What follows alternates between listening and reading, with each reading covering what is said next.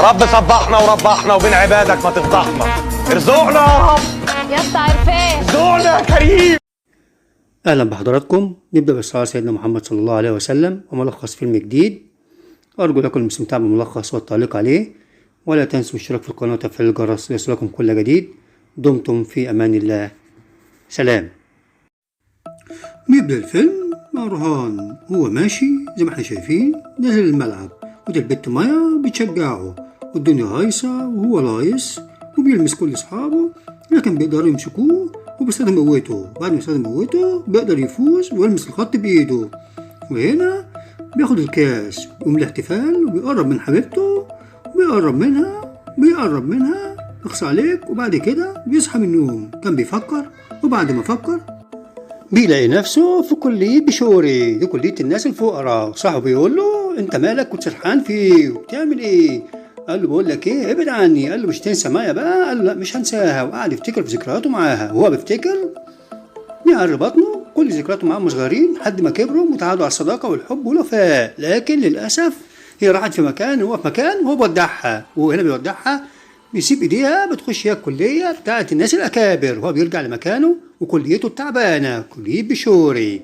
وهنا مديرة المدرسة أو مديرة الكلية بتقول لهم يا جماعة لو سمحتم عايزين نحقق مركز غير المركز الأخير، يعني خلوه قبل الأخير. وهنا الواد روهان عمال يتمرن معاهم وعمال يتنطط ويعلمهم ومتضايق منهم. يا جماعة افهموا، ما بيفهموش. صاحبه يكلمه بيقول له انت تشتغلنا ولا ايه؟ مسكوا ببعض وزقوا على الأرض. بعد ما زقوا قام من مكانه رجع زعلان بيرمي عجلته. بعد ما رمى عجلته لقى في جواب في منحة رياضية، مش مصدق نفسه. والمنحة دي هتكون فين؟ في كلية سانت ميرا اللي هي فيها مين؟ فيها البت مايا. مش مصدق نفسه، قعد يتنطط فوق البيوت وفوق السطوح. حرامي عالمي مش العالمي التاني يا جماعة. وراح البت مايا دخل عليها لقاها نايمة، سابها ومشي، مرضيش يصحيها. ازاي ما نعرفش، حط ماسك على وشه وكان رايح فرح. وبدأ أصحابه بعد ما ودعهم لأنه مش هيشوفهم تاني، خد عجلته وراح جري على كلية جديدة سانت ميرا. داخل بيدور على البت مايا، بيدور في المكان كله مبهور باللي فيه، عمال يتنطط من الفرحة. دخل المسرح لقى البت دي بترقص اسمها شريع. بيبص لقى مايا نده عليها. البت شريع اتجننت ساعة ما سمعته. مايا استغربت لما شافته، بتتكلم ازاي بني آدم، بالذات لما عرفت ان هو طالب جديد. انت جاي هنا ليه وبتعمل ايه؟ قال لها مالكيش فيه، ثم انك كمان ايقاع في الرأس تعبان. قالت له انا تعبان. نط على المسرح وقعد يرقص لهم ويعمل لهم شغل بهلوانات. بعد ما رقص الناس اعجبت بيه، البت شرية كسرت الدي جي بتاعهم عشان توقفوا على اللي بيعملوا. راح المكان مع مايا وعزمها على حاجة ساقعة بيشربوا سوا وماسك ايدها، بس لقاها اتغيرت. ايه اللي جرى؟ ايه اللي حصل؟ الدنيا يا ابني كده. قالت له خلاص انا اتغيرت ليه يا ست مايا؟ قالت له خلاص انا كبرت ولازم الواحد ما يحب يعمل هدف يعمله عشان نفسه مش عشان حد تاني. فهمتني يا روهان؟ قال لها فهمت. اتصدم طبعا صدمة عمره وحكاية كبيرة قوي بتمر بيها مشاعره. وهو واقف في تليفون الصباح وتعرف على واحد اسمه مناف واقف جنبه وعارف ان هو كان رجل العام الماضي طالب الشاطر وطالع ياخد الجائزة بتاعته. هو بيبص له متضايق جدا ودخل معاه سباق 100 متر حرة. مركز قوي. بدأ السباق، دخل جري بسرعة وقدر يفوز بالسباق. كانت مفاجأة كبيرة جدا لكل اللي موجودين. بعد ما خد السباق وفاز بيه، البت مايا مش مصدقة وشرية مش مصدقة، والدنيا هايصة ولايصة. والواد مناد بيسلم عليه بيقول مبروك. بعد ما سلم عليه البت مايا عايزة تقرب منه، هو سابها ومشي. فضلت برضه تعاكس فيه لحد ما رجع تاني ليها. فضلوا يرقصوا مع بعض ورجعوا لبعضيهم ونسي كل الإهانة اللي عملتها معاه. الدنيا هنا قصت معاه وبقت 100. رجع ليها وهو بيتمرن معاهم هنا مع الواد مناف وعصابته أو أصحابه. ما قدرش يعمل حاجة وقدروا يمسكوه في اللعبة بتاعتهم، وقعوا على الأرض وظهر قدامهم إن هو ضعيف جدا. بعدها راح مناف قال له مش هقدرك معايا، مش هقدرك معايا في فريقي، لكن أنا عازمك النهاردة أنت ومايا. موافقين. فعلا خلص الليلة وجه الليل. راح المعلم لابس سبايدر مان ومتنكر، لا أصحابه رايحين معاه وعايزين يخشوا معاه المكان. طبعا مايا هترفض لأن المكان ده مش مناسب ليهم، وخدت المعلم روهان ودخلت المكان ده اللي فيه العزومة الكبيرة. راحت شرية قالت لهم تعالوا روهان عايزكم، بتعمل مطب ومقلب، ودخلتهم جوه وسكرتهم. بعد ما سكروا قعدوا يشموا في مناف ويهزقوا فيه ومش جايين بنفسيهم. وفعلا حصلت المصيبة السوداء. مناف ورجالته هيمسكوا الشباب دول بعد ما هزقوهم، هيرموهم بره المكان. دي كانت المفاجأة الكبيرة. المعلم رهان واقف زعلان جدا مش عارف يعمل ايه ومتضايق من اللي بيحصل. فعلا اترموا بره الشارع. بعد ما اترموا رهان واقف مستغرب من اللي بيحصل، بيقول انت اتخليت عننا يا عم، روح لحالك انت وهو، انت وش فقر. تاني يوم خد عجلته ووقفها في المكان ده قدام الكلية. جت البت شيرية قالت له اوعى ده مكاني، قال لها مش واعي يا بت ومشي من قدامي. راحت جابت سبراي وقامت جايه رشه العجله بتاعته وخلتها لون تاني ولونتها وظبطتها. راح لمدير الكليه، مدير الكليه استدعى ابوها ده الممول الاول للكليه ديت، وحكى له اللي حصل. قام جاي قايم مديها قلم على وشها محترم جدا وقال لها مش عايز منك اي شكوى تاني. فهمتوا يا رجاله اللي حصل؟ طبعا الواد رهان مش مصدق اللي بيحصل، ازاي اضربها قدامه هنا الاهانه دي؟ صعبت عليه فعلا جدا جدا خالص مالص. والواد مناف مع شيرية واخته عمالين يتدربوا، والمعلمه مايا مع الواد رهان عمالين يتدربوا. قال لها شايفه السهم ده؟ سهم الحب الحقيقي. خدها في حضنه، شغل محن ملناش فيه. فعلا بدات المسابقه والمعلمه تمام التمام، وصلوا للادوار النهائيه. لكن المعلمه مايا في اخر حاجه قامت جايه ايدها فلتت من المعلم رهان وقعت على الارض، ضيعت منه المسابقه. وفاز بها مين؟ فاز بها مناف وشيرية. زعل جدا رهان من اللي حصل لان ده مش متوقع، وراح يوصلها البيت مش عايز تتكلم معاه وزعلانه جدا عشان هم خسروا. هو قاعد لوحده، جري من فوق السطوح زي ما احنا عارفين وقعد يتنطط عشان يروح لها. لكن كانت المفاجاه السوداء، دخل عليها ما لقاهاش، بيبص هنا لقى المعلمه مع مين؟ مع المعلم مناف. هي خلته وهي اللي عملت الحركه دي وسابت ايدها عشان تخسروا المسابقه. دي كانت صدمه عمره يا جماعه. ضرب الواد مناف في وشه بالبنيه صدمة عمره وقال لها انت عملت معايا كده، انت انسانه خاينه. وسابها ومشي. والواد مناف ده طلع واد خبيث ولئيم. استدعاه مدير الكليه وقال له بقول لك ايه، انت مرفوض وده جواب الرفض لانك ضربت الواد مناف، ما عادش لك عيش هنا، يلا يا بره. طلع مكسور من عنده مش عارف يعمل ايه. قابل مناف قال له يلا يا على جامعتك او كليتك اللي انت عارفها، كليه بشوري بتاعت الناس الفقراء. ده البنيه في وشه تاني، لكن المره دي مسكوا اصحابه قعدوا يضربوا فيه وادوا له علقه متينه وظبطوه واهانوه اكبر اهانه ورموه بره الجامعه. والبت مايا عماله تعيط الخبيثه النميسه. هنا بيوصلها بصة الحزن واداله واحدة جامدة كده اشبراي رماها بره. قعد هنا فترة حزن ويأس وبؤس، عمال يبص على السهم اللي ايده ومتضايق جدا، مفتكر كل ذكرياته معاه. مفيش فايدة، الواد ده بيعيش في الأحلام كتير قوي مع الخاينة دي. راح لأصحابه تاني يوم كلهم سابوه مشوا لأنه خلى عنهم مكانه معاه في الديسكو. لبس لبس كليته الفقيرة كلية بشوري وراح كلية سانت ميرا. دخلهم كلهم وقال لهم بقول لكم أنا هكون بطل العام السنة دي، وانا اعرفك وهرد عليك كويس قوي يا مناف انت وشله البلطجيه بتوعك دول. استهزأوا بيه جدا وعمالين يضحكوا ضحكه خبيثه. يلا يا على كليتك. سابه ومشي. قال له خلاص مايا معاك الله يسهل لك. البت شيرية بتبقلل اللبان في بقها، حلوه قوي فرقه اللبان دي. راح الكليه تاني يوم برضه اصحابه زعلانين منه جدا، قعد في مكان لوحده. بعد ما قعد لوحده لقى البت شيرية دخل عليه ليه؟ قعدت تتكلموا وتقول له بقول لك ايه، انا جايبه لك هنا قسيمة الراس او مسابقة الراس الجديدة، عايزك تشترك معايا عشان نكسب مناف ومايا.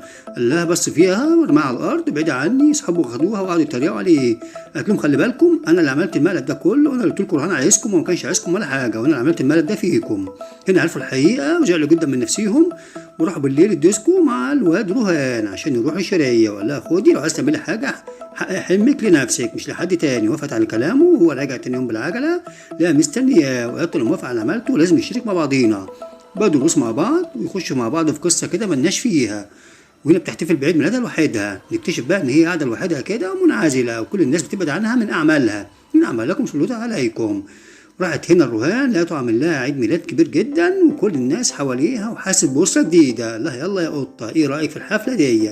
وقطعت التورتة وقعدت ترقص مع الرقص بتاعهم. احنا عارفين الهود يا جماعة كل شوية رقص ومقص، عالم مايصة جدا. هم بيرقصوا مع بعضهم ودخلوا المسابقة وفعلا عملوا شغل كبير جدا جدا جدا. انا كنت عايز اقطع اللقطة دي بس ما رضيتش، وفعلا فازت بالمسابقة وهي سعيدة جدا فرحانة. قالت له خد انت الجايزة ديت، انا كده كده مش حد هيحس بيها، خليها معاك انت تستاهلها. لا انا بقول لك ايه، لازم تخليها معاكي انت اللي فزتي وانت تستحق المسابقة دي وتستحق الفوز بيها. هنا استغرب جدا من كلامها وعرف ان هي فعلا ملهاش حد الا هو. والمعلم بيبص كده بعد ما حضنها لقى المعلمه مايا بتراقبهم، زعلانه ومتضايقه جدا وعايزه ترجع له. قالت له لازم نرجع لبعضينا. وهنا شيرية قاعده قالت لها بعد ايه، ومسكوا بعضهم هما الاثنين شدوا مع بعض في الكلام.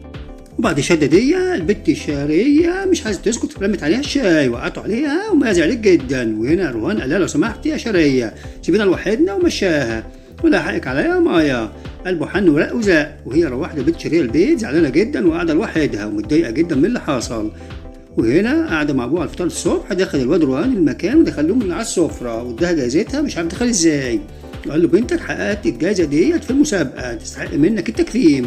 بص لها بصه حنينه، بصت اب البنت. وهنا كانت المسابقه، واول ما راحوا كلهم في الطابور العرض، هنا بتوع كليه بشوري اصحاب روهان عاملين يتريقوا على الواد مناف. طب بتتريقوا ليه يا جماعه وانتم مش قديهم اصلا؟ بيقول له فاكر ياض في عيد ميلادك ياض ايه اللي حصل ياض؟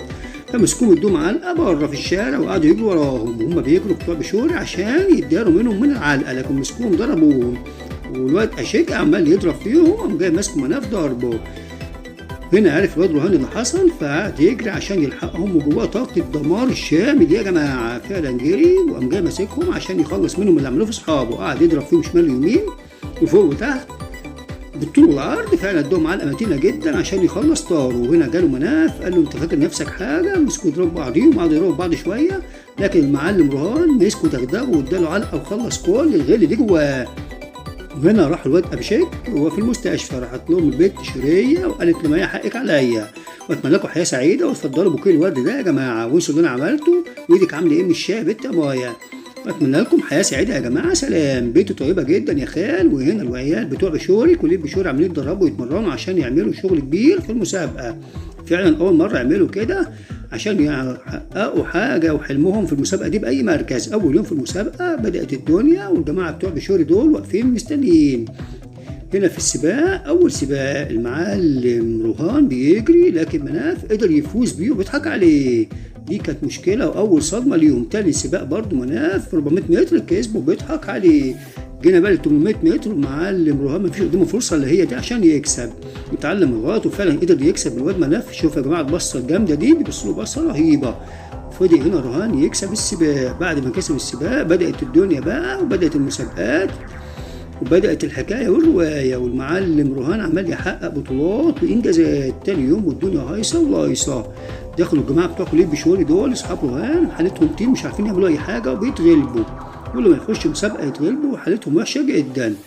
دخل المعلم ده بشوي برضه مسكوه ظبطوه مفيش فايده، عشان جدا في لعبه الكبادي ساقطين وفاشلين. دخل روهان عمالين يشجعوه، النبي يا روهان حقق حاجه انت، احنا مش عارفين نعمل حاجه.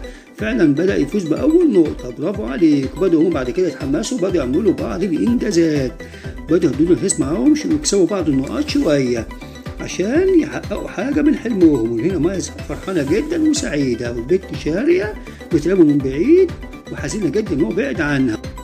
الواد روهان راح لمايا وقال لها خلي بالك انا خلاص مش ناسي اللي انت عملتيه معايا، وخلاص بعيد عني، وبيودعها وبوسها في قريتها.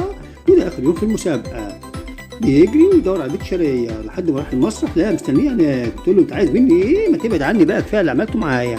قال لها يا بنت شريه انا بحبك، كنت بعمل كده عشان اتاكد من حبك ليا. اتبسطت جدا وقلت لازم تفوز ببطل العالم واحسن واحد هنا في المسابقات دي كلها، فهمتني يا ريس؟ قال لها فهمتك وهحقق لك اللي انت عايزاه. وفعلا بدات المسابقه في اول يوم في لعبه الكبادي، والدنيا هايصه وبايصه، والجماعه بتوع روهان دول تعبانين جدا ومش عارفين يعملوا حاجه. لكن المعلم روهان هيخش دلوقتي واقف وقفه الرجاله والشجعان، وفعلا بيقدر يجيب اول نقاط للمجموعه بتاعته. بيهيصوا كلهم مبسوطين جدا، يقدروا يحققوا اي حاجه. بدات نزال وبدات الدنيا تقرب من بعضها شويه في المسابقه. مدير الكليه بتاعته والمديره مبسوطين جدا. دخل تاني المعلم روهان عشان يحقق نقطه تانيه، لكن مسكوه. الواد مناف مسك دراعه عشان يكسره عشان ما يقدرش يكمل المسابقه. فعلا اتصف دراعه مش قادر يعمل حاجه، وزمايله طبعا من غيره مش عارفين يعملوا حاجه خالص. والفرق في النقط وسع جدا بين الفرقتين وبين الكليتين، مش عارفين يعملوا ايه لان المعلم روهان تعبان ودراعه تعبه. وهنا المدير بتاعهم والمدرب بيقول لهم خلاص يا جماعه كده الدنيا خلاص خلصت وهم هيكسبوا المسابقه. دخل المعلم روهان شد حيله وعمال يشاور لهم تعالوا احنا لسه ما خلصناش. شوفوا زمايله في ظهره بيديله دفعه معنويه. بدا النزال الاخير، فعلا دخلوا قصاد بعضيهم، لكن روهان في لياقته البدنيه عاليه وبدا فعلا يحقق نقاط.